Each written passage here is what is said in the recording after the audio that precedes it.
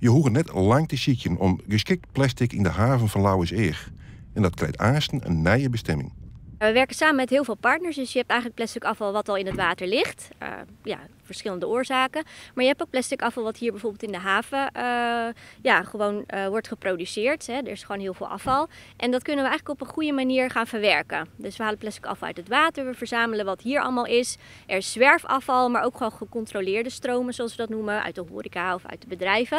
En dat gaan we eigenlijk samenbrengen op een plek waar het getransformeerd kan worden met een bepaalde techniek. En daar kun je bouwmaterialen van maken.